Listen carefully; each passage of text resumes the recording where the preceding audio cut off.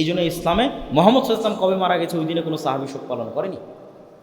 ওমর কবে মারা গেছে এটা নিয়ে সাহাবীরা শোক করেনি, ওই দিনকে উদযাপন হয়নি। এটা ইসলামের মধ্যেই নাই এই সিস্টেম। তারপরের যেটা পয়েন্ট সেটা হচ্ছে যে আলে বাইতের প্রতি ভালোবাসা। আলে বাইত মানে আল্লাহর নবীর পরিবার পরিজন আত্মীয় স্বজনের প্রতি ভালোবাসা, এটা ইসলামের পার্ট। না হলে আমরা দরুদ শরীফে এই দোয়া পড়তাম না যে আল্লাহুম্মা সাল্লি আলা মুহাম্মাদ ওয়া আলা আলি মুহাম্মাদ কামা সাল্লাইতা আলা ইব্রাহিম ওয়া আলা আলি ইব্রাহিম ইন্নাকা হামিদুম মাজিদ। আল্লাহ ইব্রাহিমের পরিবারের উপর যেমন দয়া রহমত বর্ষণ করেছেন ওই রকম দয়া রহমত বর্ষণ করেন আমার নবী মুহাম্মদ সাল্লাল্লাহু আলাইহি ওয়াসাল্লামের পরিবারের উপর। তো এটা তো আল্লাহ নবীর পরিবারের উপর ভালোবাসা থেকে আমরা দরুদ পাঠ করি। কিন্তু আল্লাহর নবীর পরিবার মানে নট অনলি হুসাইন রাদিয়াল্লাহু তাআলা আনহু। কেন নট অনলি হুসাইন? আপনাকে মিলিয়ে দিই। হুসাইন রাদিয়াল্লাহু তাআলা আনহু যদি আল্লাহর নবীর কন্যার সন্তান হওয়ার কারণে আলে বাইতের অংশ হয়, অথবা আলী রাদিয়াল্লাহু তাআলা আনহু যদি আল্লাহর নবীর কন্যাকে বিবাহ করার কারণে আলে বাইতের অংশ হয়, তাহলে উসমান রাদিয়াল্লাহু তাআলা আনহু আল্লাহর নবীর একটা নয় দুইটা কন্যাকে বিবাহ করেছেন, উম্মে কুলসুম এবং রোকাইয়া, একজনের মৃত্যুর পর আরেকজন। তাহলে ফাতেমার হাজব্যান্ড, ফাতেমা রাদিয়াল্লাহু তাআলা আনহার স্বামী, ফাতেমার স্বামী হওয়ার কারণে যদি ভালোবাসার পাত্র হয়, একই কারণে আল্লাহর নবীর দুই কন্যার স্বামী হওয়ার পরেও উসমান কেন ঘৃণার পাত্র হবে? নাউজুবিল্লাহ। তাহলে এটা আলে বাইতের প্রতি ভালোবাসা নয়, এটা পলিটিক্স। আলে বাইতের প্রতি ভালোবাসা হলে এক মেয়েকে বিবাহ করেছে আলী রাদিয়াল্লাহু তাআলা, দুই মেয়েকে বিবাহ করেছে উসমান রাদিয়াল্লাহু তাআলা। ধরলাম যে আলী রাদিয়াল্লাহু তাআলা আনহু রাসূল সাল্লাল্লাহু আলাইহি ওয়াসাল্লামের আপন চাচার ছেলে, রাসূল সাল্লাল্লাহু আপন চাচা আবু তালেব, তার ছেলে আলী। তাহলে রাসূল সাল্লাল্লাহু আলাইহি ওয়াসাল্লামের চাচা তো ভাই হওয়ার কারণে যদি আলী রাদিয়াল্লাহু তাআলা আনহু ভালোবাসার পাত্র হয়, তো রাসূল সাল্লাল্লাহু আলাইহি ওয়াসাল্লামের আর চাচা ছিল না? হামজা ইবনে আব্দুল মুত্তালিব, আব্বাস ইবনে আব্দুল মুত্তালিব, আব্বাস ইবনে আব্দুল মুত্তালিবের ছেলে আব্দুল্লাহ বিন আব্বাস হাজার হাজার হাদিস বর্ণনা করেছে। তাহলে আপনি একই সময়ে আলী ইবনে আবি তালেবের প্রতি ভালোবাসা রাখবেন আর আব্বাস ইবনে আব্দুল মুত্তালিবের প্রতি বিদ্বেষ রাখবেন, তাহলে এটা আলে বাইতের প্রতি ভালোবাসা নয়। ডাল মে কুচ কালা হয়, এখানে অন্য কোনো প্রবলেম আছে, অন্য কোনো সমস্যা আছে। আর বড় বড় আলেম ওলামা সবাই একমত, কেননা এই বিষয়ে কোরআনের আয়াত সরাসরি অবতীর্ণ হয়েছে যে রাসূল সাল্লাল্লাহু আলাইহি ওয়াসাল্লামের স্ত্রীরাও আলে বাইতের অংশ। সূরা আহজাবের মধ্যে আল্লাহ বলছেন, ইয়া নিসা আন-নবী লাস্তুন্না কা আহাদিম মিনান নিসা, হে নবীর স্ত্রীগণ তোমরা অন্য মহিলাদের মতো নও। বলতে বলতে সবশেষে বলছেন যে আহলাল বাইত, তোমরা হচ্ছে আহলে বাইতের অংশ, মানে রাসূল সাল্লাল্লাহু আলাইহি ওয়াসাল্লামের পরিবারের অংশ। তো রাসূল সাল্লাল্লাহু আলাইহি ওয়াসাল্লামের স্ত্রীরা যদি আলে বাইতের অংশ হয়, তাহলে রাসূল সাল্লাল্লাহু আলাইহি ওয়াসাল্লামের কন্যা আপনার কাছে ভালোবাসার পাত্র ফাতেমা রাদিয়াল্লাহু তাআলা আনহা, তার ছেলে মেয়ে হাসান হোসেন ভালোবাসার পাত্র, কিন্তু আল্লাহর নবী যাকে ভালোবাসেন আয়েশা রাদিয়াল্লাহু তাআলা আনহা, তিনি আপনার কাছে ঘৃণার পাত্র। তাহলে তো আপনি আলে বাইতের প্রতি ভালোবাসা রাখেন না। আয়েশা রাদিয়াল্লাহু তাআলা আনহা আল্লাহর নবীর স্ত্রী, তিনিও আলে বাইতের অংশ। তাহলে ফাতেমাকে ভালোবাসলে আয়েশাকে কেমনি ঘৃণা করতে পারে? শুধু তাই নয়, আজকের যারা নিজেদেরকে আলে বাইতের ভালোবাসার দাবিদার, বিশেষ করে ইসনা আশারিয়া যারা শিয়া, তারা যেই পরিমাণ বিদ্বেষ ওমর রাদিয়াল্লাহু তাআলা আনহুর প্রতি রাখে, আবু বকর রাদিয়াল্লাহু তাআলা আনহুর প্রতি রাখে, এবং আবু বকর রাদিয়াল্লাহু তাআলার মেয়ে আয়েশা রাদিয়াল্লাহু, আবু বকর রাদিয়াল্লাহু তাআলা আনহুর কন্যা আয়েশা রাদিয়াল্লাহু তাআলা আনহার প্রতি রাখে, এই বিদ্বেষ মাপার কোনো যন্ত্র দুনিয়াতে নাই, যেই চরম লেভেলের বিদ্বেষ তারা রাখে। অথচ রাসূল সাল্লাল্লাহু আলাইহি ওয়াসাল্লাম, সাহাবীরা বলছেন, আলী রাদিয়াল্লাহু তাআলা আনহু বলছেন, উসমান রাদিয়াল্লাহু তাআলা আনহু বলছেন যে আল্লাহর নবী তার জীবনের যে ঘটনাই বলা শুরু করুক, ধরেন আপনি আমাকে ফোন দিয়েছেন যে আব্দুল্লাহ ভাই আপনি কোথায় আছেন, কে কে আছে আপনার সাথে, তো বলে আমি আছি আর আব্বু আছে, অথবা আমার ভাই আব্দুর রহমান আছে বা আব্দুর রহিম আছে। আবার আর একদিন আমি একটা গল্প শোনাচ্ছি আপনাদেরকে, আমি কক্সবাজারে গেছিলাম, আমি ছিলাম আর অমুক ছিল, আমি রংপুর গেছিলাম, আমি ছিলাম আর অমুক ছিল। তো আমার জীবনের ঘটনার সাথে সবসময় আর দুটো মানুষের নাম আপনি শুনতে পান, মানে একটা ঘটনাও এমন পাওয়া যায় না যেই ঘটনায় ওই দুটো মানুষের নাম আল্লাহর নবী বলে না গল্পের সময়, যে আমি আজকে ওখানে গেছিলাম, আমি আবু বকর আর ওমর, আমরা ওখান থেকে বের হয়েছিলাম, আমি আবু বকর আর ওমর, আজকে এক জায়গায় দাওয়াত ছিল, দাওয়াত খেতে গেছে, আমি আবু বকর আর ওমর। তাহলে মুহাম্মদ সাল্লাল্লাহু আলাইহি সাল্লামের 24 ঘন্টার সবচেয়ে বেশি সময় যেই দুইজনের সাথে কাটে, সেই দুইজন হচ্ছেন আবু বকর এবং ওমর রাদিয়াল্লাহু তাআলা আনহু। এখন আশ্চর্যজনক, দুঃখজনক হলেও সত্য যে ইহুদিদের কাছে মুসা আলাইহিস সালামের সাথে যারা ছিল তারা জনপ্রিয়। মুসা আলাইহিস সালামের খাদেম ইউশা বিন নুন খিজিরের সফরে গেছিল। তো মুসা আলাইহিস সালামের সাথে যারা ছিল, মুসা আলাইহিস সালামের ভাই হারুন, তারা ইহুদিদের কাছে জনপ্রিয়, সম্মানের পাত্র। খ্রিস্টানদের রাস্তাঘাট, কলেজ, কারখানা সব কিছু ঈসা আলাইহিস সালামের যে 12 জন হাওয়ারি ছিল ওই 12 জনের নামে। তাহলে ঈসা আলাইহিস সালামের সঙ্গী 12 জন খ্রিস্টানদের কাছে সম্মানের পাত্র, ইহুদিদের কাছে মুসা আলাইহিস সালামের সঙ্গী সম্মানের পাত্র। আর এই রাফিজিদের কাছে আমার নবী মুহাম্মদ সাল্লাল্লাহু আলাইহি ওয়াসাল্লাম কতটা খারাপ হলে মুহাম্মদ সাল্লাল্লাহু আলাইহি ওয়াসাল্লামের সাথে যারা সব সময় থাকতো ওদের প্রতি এদের সবচেয়ে বেশি বিদ্বেষ। তাহলে তো আমার নবীকে দোষ দাও, যদি ইহুদি খ্রিস্টানদের চেয়ে তো খারাপ হয়ে গেল। আমার যদি আবু বকর এবং ওমর খারাপ হয় তাহলে 100% আমার নবীও খারাপ, নাউজুবিল্লাহ। তাহলে আবু বকর এবং উমরের প্রতি বিদ্বেষ পোষণ করা তো বহু দূরের কথা, ভালোবাসা থাকলে ওটা ঈমানের অংশ, আর না থাকলে, বিদ্বেষ থাকলে কাফের হয়ে যেতে পারে। তো এবার আমরা চলে আসি যেটা আমরা বারবার বলছিলাম, যে কি পলিটিক্স, যেই পলিটিক্সের কারণে শুধু হুসাইন রাদিয়াল্লাহু তাআলা আনহু এবং তার ছেলে মেয়েদের নিয়ে আমি ব্যস্ত হয়ে গেলাম, এমনকি হাসান রাদিয়াল্লাহু তাআলা আনহুকে অতটা গুরুত্ব দিলাম না। এই পলিটিক্সটা হচ্ছে পারস্য বা ফুরস, এরা আগে থেকেই জাতিগতভাবে তাদের নিজেদেরকে একটু আলাদা চিন্তা করে। এই জন্য ইসলাম যত জায়গায় প্রবেশ করেছে সব জায়গায় ইসলামের কারণে ভাষা পর্যন্ত মানুষের চেঞ্জ হয়ে গেছে।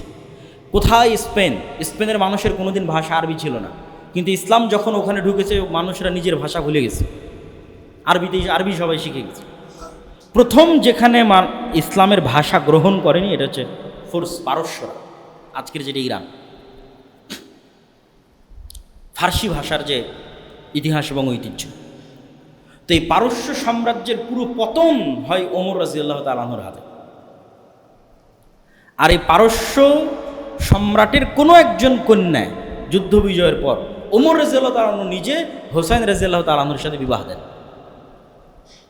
এই লিঙ্কটা ওরা ঐতিহ্য হিসেবে ধারণ করেছে, যে আমাদের পারস্য সাম্রাজ্যের যে ইতিহাস, এই ইতিহাসের একটা পার্ট হুসাইন রাদিয়াল্লাহু তাআলার সাথে কানেক্ট হয়ে গেছে। ফলত হুসাইন রাদিয়াল্লাহু তাআলাকে সম্মান করা, গ্লোরিফাই করা, দ্যাট মিনস আমরা আমাদের অতীত পারস্য সাম্রাজ্যকে গ্লোরিফাই করতেছি। আর এই হৃদয় বিদারক গল্প বানিয়ে এইটার ভিকটিম করব হচ্ছে যারা পলিটিক্সে আমাদের বিরোধী, তাদেরকে ভিকটিম করব। আয়েশা রাদিয়াল্লাহু তাআলা আনহা, ওমর রাদিয়াল্লাহু তাআলা আনহু, উসমান রাদিয়াল্লাহু তাআলা আনহু আলে বাইতের কারণে নয়, কেন আমি আগেই প্রমাণ দিয়েছি এনারা সবাই আলে বাইতের অংশ। এবং যাকে নিয়ে সবচেয়ে বেশি মতবিরোধ তার বিষয়ে একটা আশ্চর্যজনক তথ্য দিই। মুআবিয়া রাদিয়াল্লাহু তাআলা আনহু তো সাহাবী, মুআবিয়া রাদিয়াল্লাহু তাআলা আনহুর পিতা আবু সুফিয়ান সাহাবী। এইটা ঠিক যে আবু সুফিয়ান রাদিয়াল্লাহু তাআলা আনহু মক্কা বিজয়ের পূর্ব পর্যন্ত মক্কার কুরাইশদের সর্দার, বদরের যুদ্ধে আল্লাহর নবীর বিরুদ্ধে, উহুদের যুদ্ধে আল্লাহর নবীর বিরুদ্ধে নেতৃত্বে, খন্দকের যুদ্ধে আল্লাহর নবীর বিরুদ্ধে নেতৃত্বে, মানে মক্কার কুরাইশদের আবু জাহালের পরে সবচেয়ে বড় সর্দারের একজন আবু সুফিয়ান রাদিয়াল্লাহু তাআলা আনহু। কিন্তু মক্কা বিজয়ের সময় তিনি ইসলাম গ্রহণ করেন।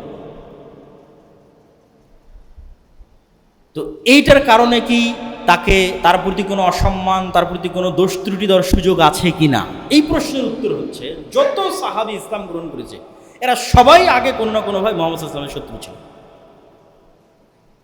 ওমর রাদিয়াল্লাহু তাআলা নিজেই ছিল, খালিদ বিন ওয়ালিদ নিজেই ছিল, আমর ইবনুল আস নিজেই ছিল। খালিদ বিন ওয়ালিদ আর আমর ইবনুল আস তো গোটা মুসলিম বিশ্ব বিজয় করেছে। তো ওই খালিদ বিন ওয়ালিদ তো মুহাম্মদ সাল্লাল্লাহু আলাইহি ওয়াসাল্লামের শত্রু ছিল। তা যেহেতু মুহাম্মদ সাল্লাল্লাহু আলাইহি ওয়াসাল্লাম সত্যের দাওয়াত নিয়ে এসেছে, প্রথমে তো মানুষ শত্রুতা করবে, না হলে আবু জাহালের ছেলে ইকরিমা তাকে কি করবেন, আপনি কি বলবেন? যারা মিথ্যা নবীর দাবিদার হয়েছিল ওমর, আবু বকর রাদিয়াল্লাহু তাআলা আনহুর যুগে, তাদের বিরুদ্ধে সবচেয়ে বড় সেনাপতি ছিল আবু জাহালের ছেলে ইকরিমা মুসলমানদের পক্ষে। তখন আবু জাহালের ছেলে এই জন্য আগে আপনি ঘৃণা করবেন, এই সুযোগ ইসলামে নাই। ইসলামের মানদণ্ড ভিত্তিই হচ্ছে ইমানের উপর। ইসলাম গ্রহণ করেছে সব শেষ, ইসলামের জন্য কাজ করেছে অতীতের সব শেষ। তো আবু সুফিয়ান রাদিয়াল্লাহু তাআলা আনহু বা উমাইয়া বংশ যারা, এরাও মুহাম্মদ সাল্লাল্লাহু আলাইহি সাল্লামের বংশধারার সাথে কানেক্টেড, যেটাকে আমরা কুরাইশ বলি। রাসূল সাল্লাল্লাহু আলাইহি সাল্লামের পরদাদা হচ্ছে আব্দে মানাফ। আব্দে মানাফের দুই ছেলে, এক ছেলের নাম হাশেম আর এক ছেলের নাম আব্দে শামস। হাশেমের বংশধর হচ্ছে আব্দুল মুত্তালিব মুহাম্মদ সাল্লাল্লাহু আলাইহি সাল্লাম, আর আব্দে শামসের বংশধর হচ্ছে উমাইয়া হারব আর আবু সুফিয়ান। তাহলে আবু সুফিয়ান এবং তাদের বংশধরেরা ইব্রাহিমী এবং ইসমাইলি রক্তের উত্তরসূরি, এবং মুহাম্মদ সাল্লাল্লাহু আলাইহি সাল্লামের যে কুরাইশ বংশ, এই কুরাইশ বংশের উত্তরসূরি। এক নাম্বার। দুই নাম্বার, আবু সুফিয়ান রাদিয়াল্লাহু তাআলা আনহুর কন্যা উম্মে হাবিবা, এটা অনেকেই জানে না, অথচ এটা প্রতিষ্ঠিত সত্য, এটা জানা দরকার, মানুষের বলা দরকার যে আবু সুফিয়ান রাদিয়াল্লাহু তাআলা আনহুর কন্যা উম্মে হাবিবা, যিনি মুআবিয়া রাদিয়াল্লাহু তাআলা আনহুর বোন, তিনি রাসূল সাল্লাল্লাহু আলাইহি ওয়াসাল্লামের স্ত্রী। তো আবু সুফিয়ান রাসূল সাল্লাল্লাহু আলাইহি ওয়াসাল্লামের শ্বশুর, আর মুআবিয়া রাদিয়াল্লাহু রাসূল সাল্লাল্লাহু আলাইহি ওয়াসাল্লামের সম্বন্ধী অথবা শালা। তাহলে আপনি তাদেরকে কোথায় থেকে আলে বাইতের বাইরে বের করবেন আর তাদের প্রতি বিদ্বেষ পোষণ করবেন? তিন নাম্বার, সর্বশেষ, আবু সুফিয়ান রাদিয়াল্লাহু রাসূল সাল্লাল্লাহু আলাইহি ওয়াসাল্লামের সাহাবী, মুআবিয়া রাদিয়াল্লাহু তাআলা রাসূল সাল্লাল্লাহু আলাইহি ওয়াসাল্লামের সাহাবী। একজন সালাফি সালেহিনের বক্তব্য দিয়ে এই পয়েন্টটা শেষ করব যে ওমর ইবনে আব্দুল আজিজ উমাইয়া বংশের একজন শাসক, যার ন্যায় পরায়ণতার কারণে মানুষ মনে করত যে তিনি পঞ্চম খলিফা হওয়ার যোগ্য। চারটে খোলাফায়ে রাশিদিনের পরে তিনি পঞ্চম খলিফা হবেন। তো তার সম্মান বাড়াতে বাড়াতে অনেকেই তাকে মুআবিয়া রাদিয়াল্লাহু তাআলা আনহুর চাইতে বেশি সম্মান দেওয়ার চেষ্টা করতেন। তখন সালাফে সালেহিনরা বললেন যে ওমর ইবনে আব্দুল আজিজের সারা জীবনের আমল আর মুআবিয়া রাদিয়াল্লাহু তাআলা আনহুর একটা রাকাত সালাত, একটা সিজদা, যা তিনি মুহাম্মদ সাল্লাল্লাহু আলাইহি সাল্লামের সাথে আদায় করেছেন, এমতো অবস্থায় যে তিনি মুহাম্মদ সাল্লাল্লাহু আলাইহি সাল্লামকে নবী হিসেবে ঈমান রাখেন, বিশ্বাস রাখেন, আল্লাহকে রব এবং ইলাহ হিসেবে বিশ্বাস রাখেন, ওমর ইবনে আব্দুল আজিজের সারা জীবনের আমলের চেয়ে শ্রেষ্ঠ। আর এটার পিছনে আল্লাহর নবীর হাদিস দলিল। আল্লাহ নবী বলছে, দুনিয়ার মানুষ, তোমরা উহুদ পাহাড়ের সমান দান করে আমার একজন সাহাবীর এক মুষ্টি স্বর্ণ দামের সমান নেকি অর্জন করতে পারবো না।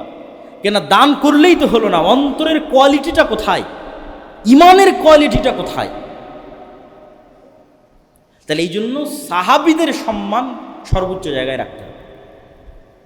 আলী রাদিয়াল্লাহু তাআলা আনহুর প্রতি যেমন আমাদের ভালোবাসা থাকবে, হোসেন রাদিয়াল্লাহু তাআলা আনহুর প্রতিও থাকবে, মুআবিয়ার প্রতিও থাকবে, আবু সুফিয়ানের প্রতিও থাকবে রাদিয়াল্লাহু তাআলা আনহুম আজমাইন, আয়েশা রাদিয়াল্লাহু তাআলা আনহার প্রতিও থাকবে। এটাই আহলুস সুন্নাত ওয়াল জামাতের আকীদা, এবং এটাই শ্রেষ্ঠ এবং সত্য আকীদা। এইটার মধ্যে যে বিভেদ তৈরি করার চেষ্টা করা হবে, ওটাই পলিটিক্স। যেই পলিটিক্স দিয়ে আমি গ্লোরিফাই করবো হোসেন রাদিয়াল্লাহু তাআলা আনহুকে, আর শত্রু বানাবো ওমর রাদিয়াল্লাহু তাআলা আনহুকে, শত্রু বানাবো ওসমান রাদিয়াল্লাহু তাআলা আনহুকে, আলী রাদিয়াল্লাহু তাআলা আনহুকে গ্লোরিফাই করবো, আর আলী রাদিয়াল্লাহু তাআলা আনহু নিজে বায়াত করলেন যে ওসমানের হাতে, নিজে বায়াত করলেন যে ওমরের হাতে, নিজে বায়াত করলেন যে আবু বকরের হাতে, তাদেরকে শত্রু বানাবো, এটা পলিটিক্স। এইটার পার্ট হওয়া যাবে। কিন্তু ঘটনা অবশ্যই হোসেন রাদিয়াল্লাহু তাআলা আনহুর যে হত্যার ঘটনা, এটা অবশ্যই হৃদয় বিদারক এবং কষ্টদায়ক, কিন্তু ওইটার শোক হিসেবে উদযাপনের সুযোগ ইসলামে নাই। আর যখন এটা বাড়তে বাড়তে কোন লেভেলে চলে যায় যে আপনি ছুরি দিয়ে আপনার পিঠে আঘাত করে রক্তাক্ত করবেন, ছুরি দিয়ে আপনার মাথায় রক্তাক্ত করবেন, এটা তো আরও হারাম। রাসূল সাল্লাল্লাহু আলাইহি ওয়াসাল্লাম বলছে, সে আমার উম্মতের অংশ নয় যে শোক পালনে তার গাল টানে, তার জামা ছিঁড়ে, সে আমার উম্মতের অংশ নয়। রাসূল সাল্লাল্লাহু আলাইহি ওয়াসাল্লাম বলছেন, জাহিলি যুগের চারটা বৈশিষ্ট্যের একটা বৈশিষ্ট্য খুব ভয়ঙ্কর, সেটা নেয়াহা, শোক উদযাপন করা। এটা জাহিলি যুগের বৈশিষ্ট্যের একটা। এবং ওই যে হারাম মাসের বিধানের মধ্যে যে আয়াতটা পড়লাম, ওই আয়াতের সর্বশেষ অংশ হচ্ছে ফালা তাজলিমু ফীহিন্না আনফুসাকুম, তোমরা নিজেদের উপর জুলুম করিও না। আত্মহত্যা ইসলামে হারাম কেন? আপনি নিজের হাত কাটতে পারবেন না, এটা হারাম। এটা মানুষের সম্মান। আমরা যে মানুষের সম্মানের আলোচনা করলাম, হারাম মাসের সম্মানের আলোচনা করলাম, তাহলে আপনি শোক পালন করতে গিয়ে, তাজিয়া মিছিল করতে গিয়ে নিজের উপর জুলুম করবেন, অত্যাচার করবেন, আর সেটা দিনের অংশ হবে যে না, এটা সম্ভব না। তো প্রিয় উপস্থিতি, আমরা আমাদের আলোচনার সারমর্ম করি। আমাদের আলোচনার সারমর্ম হচ্ছে আমরা হারাম মাসের মধ্যে আছি। মাস যেমন হারাম হয়, এলাকা তেমন হারাম হয়, যেমন মক্কা মদিনা। হারাম সম্মানের কারণে হয়, অনেক হালাল বিধান তখন হারাম হয়ে যায়। আর আমরা হারাম মাসের যে মহরম মাস আছে, এই মহরম মাসের 10 তারিখ আশুরা শরীয়তে যেই কারণে উদযাপিত, সেটা হচ্ছে মুসা আলাইহিস সালামের নাজাতে মুসা আর ফেরাউনের ধ্বংস। তাহলে আপনি মহরম থেকে যদি কিছু শিখতে চান, তাহলে মুসার ফেরাউনের ইতিহাস আপনাকে পড়তে হবে, এবং এটা অন্য আর একদিন যদি আমাদের পক্ষে সুযোগ হয় আমরা আলোচনা করবো ইনশাল্লাহ, বা আমার আগের অন্য আলোচনা থেকে আপনারা শুনতে পারেন বানু ইসরাইলের ইতিহাস থেকে।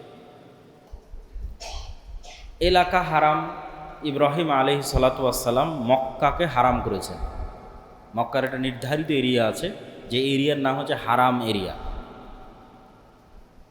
আর মুহাম্মদ সাল্লাল্লাহু আলাইহি ওয়াসাল্লাম মদিনাকে হারাম করেছেন। মদিনার একটা নির্ধারিত এরিয়া আছে, যে এরিয়াটা মদিনার একটা এরিয়া, ওই এরিয়াটা হারাম। তো মক্কা আর মদিনা এই দুই এরিয়া হারাম সম্মানের কারণে। আর এই দুই এরিয়া হারাম, তার ফলাফল কি? অন্য এলাকা থেকে এরা কি আলাদা? এক নম্বর ফলাফল হচ্ছে এই দুই এরিয়ায় কোনো গায়ের মুসলিম প্রবেশ করতে পারবে না। Non Muslim not allowed to enter in to area. এই দুই এলাকাতে প্রবেশ অনুমোদিত নয়, যে মুসলমান নয় তার জন্য। বাকি পৃথিবীর যে কোনো মুসলমান দেশে অমুসলিমরাও থাকতে পারে, পুরো সৌদি আরবের বাকি সকল এলাকাতেও অমুসলিমরা থাকতে পারে। তাহলে অমুসলিমদের প্রবেশ অনুমোদিত নয় মক্কার হারাম এরিয়াতে আর মদিনার হারাম এরিয়াতে। এটা ওই এলাকার সম্মান। যেমন প্রধানমন্ত্রীর বাসভবন, গণভবন, জাতীয় সংসদ ভবন, ক্যান্টনমেন্ট এরিয়া, এগুলো হারাম কেন? এগুলো হারাম ওর সম্মানের কারণে, সাধারণ জনগণের প্রবেশ নিষেধ।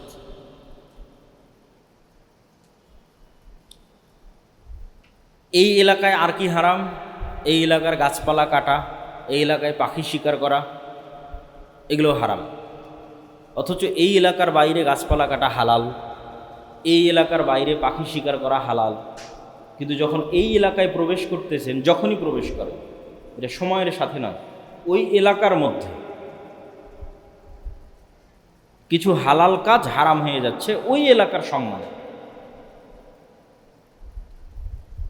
তারপরে হারাম মাস, যে হারাম মাসে আমরা অবস্থান করছি। ইন্না ইদ্দাতাশ শুহুরি ইনদাল্লাহ 12 শাহরান ফি কিতাবিল্লাহ। আল্লাহর নিকটে মাসের গণনা 12টা, এবং আল্লাহর কিতাব লাউহে মাহফুজেও মাসের গণনা 12টা। কবে থেকে? ইয়াউমা খালাকাস সামাওয়াতি ওয়াল আরজ, যেদিন থেকে আসমান জমিন সৃষ্টি হয়েছে ওই দিন থেকে। মিনহা আরবাআতুন হুরুম, আর ওই দিন থেকেই 4 মাস হারাম। আসমান জমিন যেই দিন থেকে তৈরি হয়েছে, যেই দিন থেকে লাউহে মাহফুজ এবং আল্লাহর নিকটে মাসের গণনা 12টা, ওই তখন থেকে 4টে মাস হারাম। এই 4টে মাসে কি হারাম এবং 4টে মাস কি কি? হজের সময় পর পর 3 মাস। আমরা জুলহজ মাসে কুরবানি করেছি, হজ করেছি। জুলহজ মাসের আগের মাস জুলকাদা, আর জুলহজ মাসের পরের মাস মহরম, যেটাতে আমরা এখন আছি, মহরমের 10 তারিখ। আর আরেকটা হচ্ছে বিচ্ছিন্ন রজব, রজব মাস। মোট 4 মাস হারাম। এই 4 মাসে কি হারাম? কোরআনের মধ্যে আল্লাহ বলছেন, ইয়াসআলুনাকা আনিশ শাহরিল হারামি কিতালিন ফি কুল কিতালুন ফিহি কাবীর। তারা আপনাকে হারাম মাস সম্পর্কে জিজ্ঞেস করে, হারাম মাসে যুদ্ধ করা যাবে কিনা? আপনি বলেন হারাম মাসে যুদ্ধ করা কবিরা গুনাহ। কুল কিতালুন ফিহি কাবীর, হারাম মাসে যুদ্ধ করা কবিরা গুনাহ। তাহলে হারাম মাসে 1 নাম্বার হারাম হচ্ছে যুদ্ধ হারাম, যা অন্য মাসে হালাল। তাহলে কোনো মুসলিম শাসক, কোনো মুসলিম দেশ, কোনো মুসলিম কান্ট্রি নিজে থেকে হারাম মাসে যুদ্ধ স্টার্ট করতে পারবে না। যদি তার নিজে থেকে চালু করা কোনো যুদ্ধ থেকে থাকে, যুদ্ধ স্টপ করে দিতে হবে হারাম মাস শুরু হওয়া মাত্র, না হলে সে কাবিরা গুনাহের ভাগিদার হবে। হ্যাঁ, যদি বাইরের কোনো শক্তি তার উপর আক্রমণ চাপিয়ে দিয়েছে, তখন আত্মরক্ষার জন্য যুদ্ধ করতে বাধ্য, সেটার পরিবেশ ভিন্ন। কিন্তু আমরা মুসলমানেরা নিজে থেকে কোনো যুদ্ধ শুরু করব, অথবা আমরা একটা যুদ্ধ শুরু করেছি যেটার কন্ট্রোল আমার হাতে আছে, তাহলে ওই যুদ্ধ হারাম মাসে বন্ধ হয়ে যাবে। তাহলে হারাম মাসে কেন যুদ্ধ বন্ধ হবে? কেননা হারাম মাসকে হারাম করাই হয়েছে হজের সফরের জন্য। হজ শুধু আমার এবং আপনার ইবাদত নয়। এমন কোনো নবী নাই যে আরাফার মাঠে যায়নি। অতীতের সকল নবীরাই হজের কার্যাবলী সম্পাদন করেছে। এবং ইন্না আউওয়ালা বাইতুন উযিআ লিন-নাস বিবাক্কার, পৃথিবীতে আল্লাহর ইবাদতের জন্য প্রথম তৈরি করা ঘর হচ্ছে মক্কা, কাবা। এই জন্য যেই দিন থেকে আসমান জমিন সৃষ্টি হয়েছে ওই দিন থেকে 4 মাস হারাম। এই সময়ে মানুষ যেন হজ করতে যেতে পারে। যুলকাদা মাসে মানুষ হজের জন্য সফর করবে, যুলহাজ্জা মাসে হজ সম্পূর্ণ করবে, মুহররম মাসে হজ থেকে ফিরে আসবে। অতএব এই 3 মাসে কোনো যুদ্ধ রাখা যাবে না। যেমন ইরান এবং আমেরিকার যখন যুদ্ধ হলো, আরব বিশ্বের সব ফ্লাইট বন্ধ। এবারই তো মনে হচ্ছিল যে মানুষ হজ করতে পারবে কিনা, হজে যেতে পারবে কিনা। তাহলে যুদ্ধ চলমান থাকলে হজ বাধাগ্রস্ত হতে পারে। এই জন্য হারাম মাসে যুদ্ধ বন্ধ করতে হবে। হারাম মাসের দ্বিতীয় যেটা বড় হারাম, যে ফালা তাজলিমু ফীহিন্না আনফুসাকুম। হারাম এরিয়ারও সম্মান এটা, হারাম মাসেরও সম্মান এটা। এখন যেটা বলতেছি, বাইরের যে কোনো গুনাহ হারাম এরিয়াতে সম্পাদন করলে ডবল গুনাহ হয়ে যাবে। অন্য মাসে সম্পাদিত গুনাহ হারাম মাসে সম্পাদন করলে ডবল হয়ে যাবে। একটা গুনাহের গুনাহ আর একটা হারাম মাসকে অসম্মান করার গুনাহ, হারাম এরিয়াকে অসম্মান করার গুনাহ। এবার 3 নম্বর হারাম, ইহরামের হারাম। ইহরাম, যখন আমরা ইহরাম পরি তখন আসলে আমরা নিজেদের জন্য অনেক কিছুকে হারাম করে নিই। এই জন্য ওই কাপড়ের নাম ইহরামের কাপড়, ওই নিয়তের নাম হচ্ছে ইহরাম বাঁধা। ইহরাম হারাম থেকে এসেছে। অনেক হালাল কাজ যা আসলে হালাল, এমনি হালাল, বিয়ে শাদী করা হালাল, স্ত্রীর সাথে সাংসারিক জীবনে যাওয়া হালাল, কিন্তু ইহরামের নিয়ত করার পর হারাম। নখ কাটা হালাল, চুল কাটা হালাল, কিন্তু ইহরামের নিয়ত করার পর হারাম। ইহরামের নিয়ত করার পর বিয়ের প্রস্তাব দেওয়া হারাম। তাহলে ইহরামের যখন থেকে নিয়ত করছি তখন থেকে ইহরাম না ভাঙ্গা পর্যন্ত এই ইহরামের সম্মানে অসংখ্য হালাল কাজ হারাম হয়ে গেছে। তাহলে এটা একটা হারাম, সম্মানে হারাম। তাহলে 1 নম্বর হারাম এলাকার সম্মানে হারাম এলাকা হারাম। 2 নম্বর হারাম মাসের সম্মানে হারাম মাস হারাম। ইহরামের সম্মানে ইহরাম হারাম। এবার 4 নম্বর হচ্ছে মানুষ হারাম। মানুষের 3টে জিনিস হারাম করা হয়েছে মানুষের সম্মানে। মানুষের জীবন, নফস আর এক মানুষের উপর হারাম। মানুষের টাকা পয়সা, ধন দৌলত আর এক মানুষের উপর হারাম। মানুষের সম্মান আর এক মানুষের উপর হারাম। আমাদের প্রথম পয়েন্ট কি ছিল, যে আমরা মনে করি যে যেটা হারাম ওটা খারাপ, এই জন্য হারাম। মদ খাওয়া হারাম, কেন মদ খাওয়া খারাপ? তখন আর এক মানুষের টাকা পয়সা কি খারাপ? টাকা পয়সা তো ভালো, কিন্তু আর এক মানুষের টাকা পয়সা হারাম কেন? ওই মানুষের সম্মানে।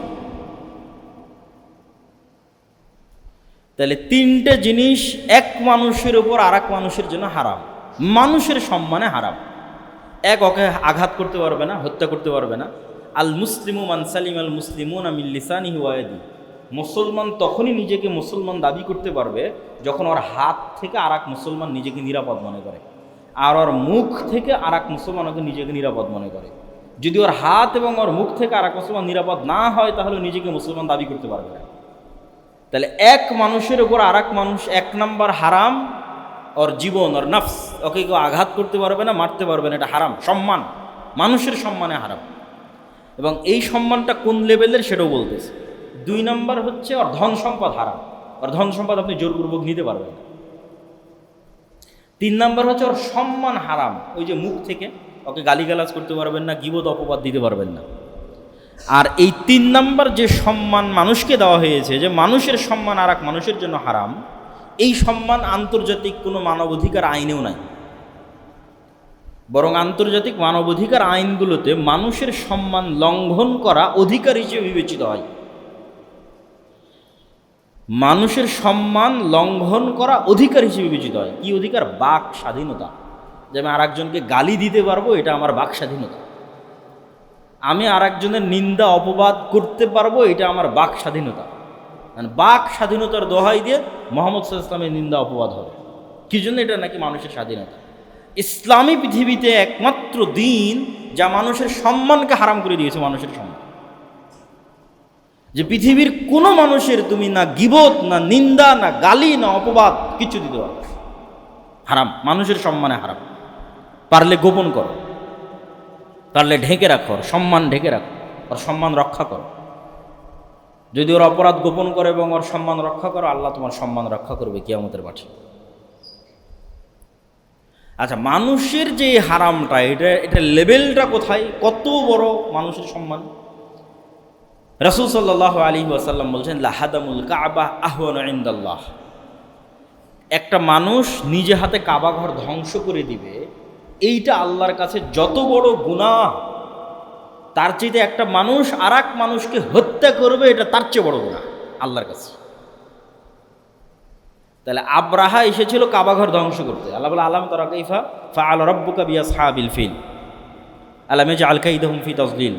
আবাবিল পাখি পাঠিয়ে তাকে ধ্বংস করে দেওয়া হলো কাবা ধ্বংস করতে চাওয়ার অপরাধে। তখন রাসূল সাল্লাল্লাহু আলাইহি ওয়াসাল্লাম বলছে, কেউ কাবা ধ্বংস করবে, এটা আল্লাহর কাছে যত বড় অপরাধ, তার চেয়ে বড় অপরাধ কেউ কোনো মানুষকে হত্যা করবে। এটা মানুষের সম্মান আল্লাহর কাছে। আর এক হাদিসে রাসূল সাল্লাল্লাহু আলাইহি ওয়াসাল্লাম বলছেন, লাউ ইজতামাআল ইনসু ওয়াল জিন, সারা পৃথিবীর সব মানুষ, কোটি কোটি মানুষ, আর সারা পৃথিবীর সব জিন একত্রিত হয়ে যদি একজন নিরপরাধ মানুষকে হত্যা করে, তাহলে আল্লাহ সারা পৃথিবীর সব মানুষকে জাহান্নামে দিয়ে দিবে, সারা পৃথিবীর সব জিনকে জাহান্নামে দিয়ে দিবে একজন নিরপরাধ মানুষকে হত্যা করার অপরাধ। এইটা বিবেচনায় আসবে না, আরে সারা পৃথিবীর সব মানুষ মিলে হত্যা করেছে, তো কি হয়েছে? না, একটা মানুষের সম্মান আল্লাহর কাছে এত বেশি। সারা পৃথিবীর সব মানুষ যদি একত্রিত হয় নিরপরাধ মানুষকে হত্যায় একজন, তো সারা পৃথিবীর সব মানুষকে জাহান্নামে দেওয়া। এই জন্য আর এক আয়াতে আল্লাহ সুবহানাহু ওয়া তাআলা বলছেন, কেউ যদি একজন মানুষকে হত্যা করে, তাহলে যেন সারা পৃথিবীর সব মানুষকে সে হত্যা করে। আর যদি কেউ একজন মানুষকে বাঁচায়, যেন সারা পৃথিবীর সব মানুষকে বাঁচায়। তাহলে মানুষ হারাম মানুষের সম্মানে। এই জন্য মানুষের কিডনি বিক্রি করা, মানুষের রক্ত বিক্রি করা, চুল বিক্রি করা, এগুলো মানুষের সম্মানের খেলাফ। এই জন্য এগুলো যাবে না। দান করা ভিন্ন জিনিস, কিন্তু ক্রয় বিক্রয়ের বস্তু বানানো যাবে না আদম সন্তানকে, এবং আদম সন্তানের কোনো অঙ্গ প্রত্যঙ্গ বিক্রিযোগ্য নয়, এটা সম্মান। তাহলে এতক্ষণ যাবৎ আমরা যেটা আপনাদের সামনে তুলে ধরার চেষ্টা করলাম, সেটা হচ্ছে হারাম সম্মানের কারণে হয়ে থাকে। আর আমরা আজকে যে আলোচ্য বিষয়বস্তুর মধ্যে আছি, সেটা হচ্ছে মাস হারাম। তাহলে পরপর 3 মাসের আমরা তৃতীয় মাস মুহররম মাসে অবস্থান করছি। এটা একটা হারাম মাস। এই হারাম মাসের 10 তারিখের বিশেষ গুরুত্ব কি? 1 নম্বর গুরুত্ব তো আমরা হারাম মাসের মধ্যে আছি, এটা নিজেই একটা গুরুত্ব। 2 নম্বরের বিশেষ গুরুত্ব আছে মুহররম মাসের 10 তারিখের। যদিও আমাদের পেপার পত্রিকা, রাষ্ট্রপ্রধান, প্রধানমন্ত্রীর বাণী, জাতীয় অনুষ্ঠান সব কিছু পালিত হবে অথবা উদযাপিত হবে কারবালা কেন্দ্রিক। আশুরা মুহররম, দ্যাট মিন্স কারবালা। এটা ঠিক যে মুহররম মাসের 10 তারিখে কারবালায় একটা ঘটনা ঘটেছিল, যেটাও আমরা বলবো। কিন্তু সেই ঘটনাটা ঘটেছিল রাসূল সাল্লাল্লাহু আলাইহি ওয়াসাল্লামের মৃত্যুর প্রায় 50 বছর পরে। তাহলে রাসূল সাল্লাল্লাহু আলাইহি ওয়াসাল্লামের মৃত্যুর পরে যে ঘটনা ঘটবে, সেই ঘটনা শরীয়তের অন্তর্ভুক্ত হওয়ার আর চান্স নাই। এটা যদি আমি বুঝাতে না পারি, এটা আমার ব্যর্থতা। যে মুহাম্মদ সাল্লাল্লাহু আলাইহি ওয়াসাল্লাম মারা গেছে মানে ওহীর দরজা বন্ধ হয়ে গেছে। কোরআন ইজ কমপ্লিট, হাদিস ইজ কমপ্লিট। যত আইন, ল, শারিয়া, বিধিবিধান, হালাল হারাম, সুন্নাত, ফরজ সব কমপ্লিট। এখন মুহাম্মদ সাল্লাল্লাহু আলাইহি ওয়াসাল্লামের মৃত্যুর 1 সেকেন্ড পরেও পাল্টা আবার কোনো কিছু ইসলামের মধ্যে ঢুকবে, এটার সুযোগ নাই। কিন্তু ঢুকতে হলে তো মুহাম্মদ সাল্লাল্লাহু আলাইহি ওয়াসাল্লামের মুখ দিয়ে ঢুকতে হবে। হয় কোরআনের আয়াত, নাই হাদিস, উনি তো নাই। তাহলে যে ঘটনাটা ওনার মৃত্যুর 50 বছর পরে ঘটতেছে, সেটার তো আর কোনো চান্সই নাই যে এটা ইনক্লুডেড হবে ইসলামী শরিয়ার মধ্যে। ইসলামী শরিয়ার ফরজ নফল সুন্নাতের মধ্যে ইনক্লুডেড হবে, সংযুক্ত হবে, এটার কোনো চান্স নাই। কেন? ঘটনা ঘটতেছে 50 বছর পর। ঘটনা যতই হৃদয় বিদারক হোক, ঘটনা যতই কষ্টদায়ক হোক, কিন্তু ওই ঘটনার ইসলামী শরিয়ার অন্তর্ভুক্ত হওয়ার, সুন্নাত নফল ফরজ হওয়ার আর কোনো চান্স নেই। তাহলে এতটুকু নিশ্চিত যে আশুরা মুহররম নিয়ে যদি কোনো হাদিস থেকে থাকে, অবশ্যই সেটা কারবালা নিয়ে হবে না। আশুরা মুহররম নিয়ে যদি কোনো কোরআনের আয়াত থেকে থাকে, অবশ্যই সেটা কারবালা নিয়ে হবে না। কেন? এটা ঘটতেছে কোরআন অবতীর্ণ হওয়া শেষ হওয়ার পরে, হাদিস অবতীর্ণ হওয়া শেষ হওয়ার পরে কতদিন? 50 বছর পর। তাহলে আশুরা মুহররম মাসের 10 তারিখের কোনো কিছু যদি শরীয়তের অন্তর্ভুক্ত হয়ে থাকে মুহাম্মদ সাল্লাল্লাহু আলাইহি ওয়াসাল্লামের মুখ দিয়ে অথবা কোরআনের আয়াত দিয়ে, তাহলে কারবালা বাদে অন্য কিছু, এতটুকু নিশ্চিত। সেটা কি? সেটা হচ্ছে রাসূল সাল্লাল্লাহু আলাইহি ওয়াসাল্লাম যখন মক্কা থেকে মদিনায় হিজরত করলেন, মক্কায় বসবাস করত মুশরিকেরা। আহলে কিতাবের সংখ্যা মক্কায় তেমন একটা ছিল না। আহলে কিতাব মানে যারা আল্লাহর কিতাব পেয়েছে, নবী পেয়েছে। তো মক্কার মানুষ ইসমাইল আলাইহিসসালাতু ওয়াসসালামের পর থেকে মুহাম্মদ সাল্লাল্লাহু আলাইহি ওয়াসাল্লাম পর্যন্ত কোনো নবী পায়নি, কোনো কিতাবও পায়নি। ইসমাইলের বংশে মুহাম্মদ সাল্লাল্লাহু আলাইহি ওয়াসাল্লাম ছাড়া কেউ নবীর দাবিই করে না। তাহলে ইসমাইলের পরে প্রায় 3000 বছর কোনো নবী নাই, কোনো কিতাব নেই। কিন্তু ইব্রাহিম এবং ইসমাইলের স্মৃতি আছে, তাদের রেখে যাওয়া কিছু নিয়ম কানুন আদর্শ অবিকৃত অবস্থায় আছে। তো মুহাম্মদ সাল্লাল্লাহু আলাইহি ওয়াসাল্লাম যখন মক্কা থেকে হিজরত করে মদিনায় গেলেন, মদিনায় আহলে কিতাবরা ছিল, খ্রিস্টানেরা ছিল, ইহুদিরা ছিল। তো ইহুদিরা একটা দিনে সিয়াম পালন করে, এখনও করে, ইয়ম কিপ্পুর নামে।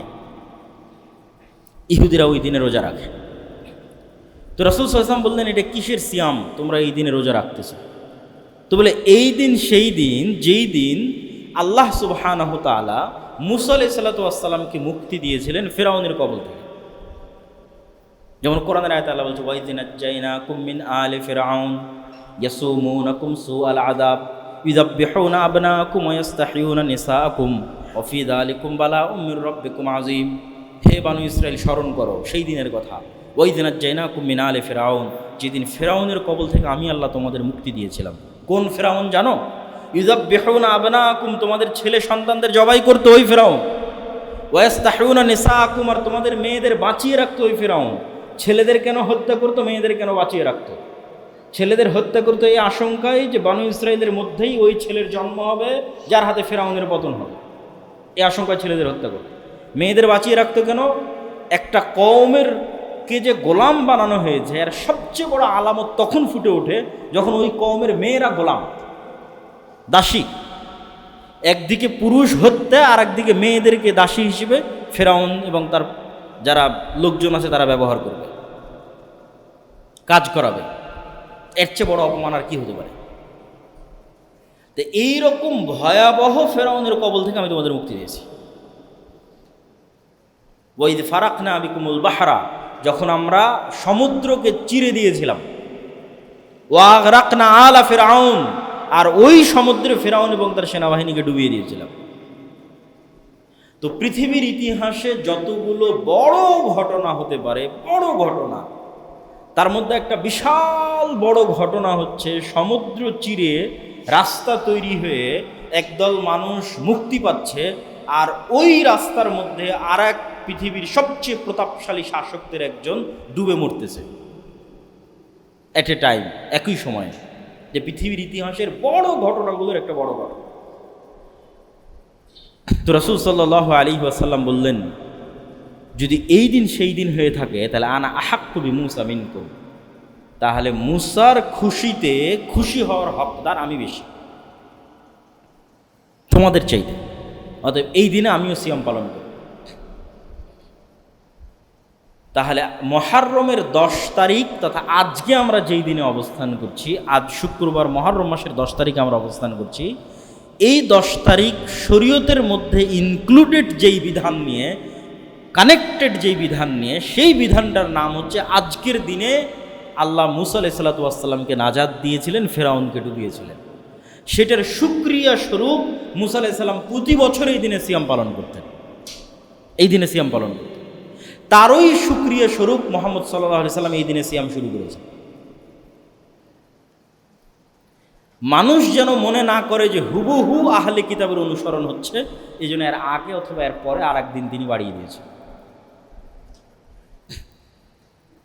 তাহলে আশুরা মহরম মাসের 10 তারিখ মুসা আলাইহিস সালামের মুক্তির জন্য স্মরণীয়, ফেরাউনের ধ্বংসের জন্য স্মরণীয়।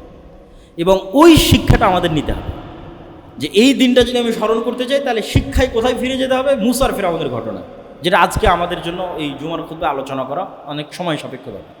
আমি আগের বহু বক্তব্যে বানু ইসরায়েলের লম্বা ইতিহাস আলোচনা করেছি এবং বানু ইসরায়েলের ইতিহাস থেকে আমাদের জন্য কী শিক্ষণীয়তা আলোচনা করেছি। তো আমরা আজকের দিন থেকে যদি কোনো শিক্ষা নিতে চাই, এই শিক্ষাটা মুসার ফেরাউনের পুরো জীবনী থেকে নিতে হবে। কেন আল্লাহ কোরআন যেই নবীর ঘটনা দিয়ে পরিপূর্ণ করে রেখেছে, সবচেয়ে বেশি কোরআনে যেই নবীর ঘটনা আলোচিত হয়েছে সেটা মুসার ফেরাউন। আর অন্য কোনো নবীর ঘটনা, আর অন্য কোনো জাতির ঘটনা এত বেশি কোরআনে আলোচিত হয়নি যত আলোচিত হয়েছে বানু ইসরাইল, মুসা, ফেরাউন। অতএব এখানে আমাদের জন্য শিক্ষা আছে। এই শিক্ষাটাই এই আশুরা মুহররমের দিনে আমাদের নিতে হবে। সেটা আমরা অন্য কোনো দিন আলোচনা করবো ইনশাআল্লাহ। এবার আমরা চলে যাই পরের পয়েন্টে। তাহলে আশুরা মুহররমের যেই স্মৃতিটা আমরা লালন করতেছি, যে কারবালার স্মৃতি, সেটার হাকিকাত কতটুকু, সেটার বাস্তবতা কতদূর? কারবালা